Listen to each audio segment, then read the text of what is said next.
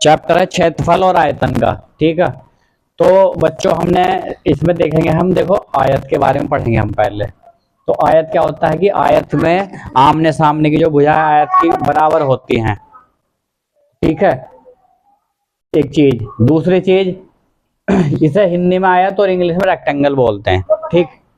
इसके कोने में सब चारों तरफ जो एंगल होते हैं वह 90 डिग्री के होते हैं, ठीक है। उसके बाद कुछ टर्मिनोलॉजी देखेंगे हम। लेंथ को एल से डिनोट करते हैं, कि हिंदी में इसका लंबाई।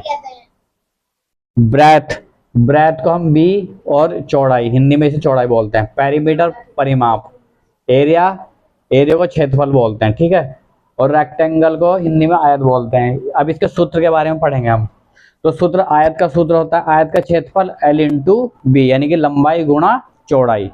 फिर आयत का परिमाप 2L plus B, 2 bracket L plus B, यानी कि लेंथ प्लस ब्रेथ, ठीक है।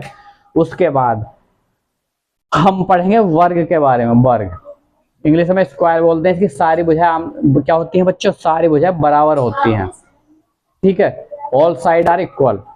उसके बाद वर्ग का क्षेत्रफल क्या होगा? साइड इंटू साइड, यानी कि भुजा गुणा भुजा। और वर्ग का परिमाप क्या होगा? 4 गुणा भुजा, यानी कि 4 इंटू साइड। साइड को हिंदी में भुजा बोलते हैं, ठीक है।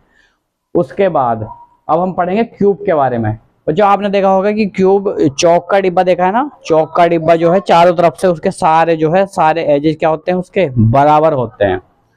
तो चौक का डिब्बा क्यूब का एक बहुत अच्छा उदाहरण है। उसमें अब इसे इंग्लिश में बोलते हैं क्यूब, हिंदी में घन बोलते हैं। तो घन का क्षेत्रफल क्या होगा? 6 गुणा भुजा की घात 2। और घन का आयतन क्या होगा? भुजा की घात 3, ठीक है। यानी कि भुजा गुणा भुजा गुणा भुजा, 3 बार भुजा की गुणा करेंगे हम। उसके बाद हम पढ़ेंगे बच्चों क्यूबॉइड के बारे में, यानी कि हिंदी में बोलते हैं जिसे घनाव, ठीक है। इसका क्वेश्चन आया भी था पिछले साल। तो घनाभ का आयतन क्या होता है? L into B into H, यानी कि लंबाई गुणा चौड़ाई गुणा ऊंचाई, ये घनाभ का आयतन होता है। उसके बाद घनाभ के संपूर्ण पृष्ठ का क्षेत्रफल, तो 2 bracket L into B plus B into H plus L into H, ठीक है।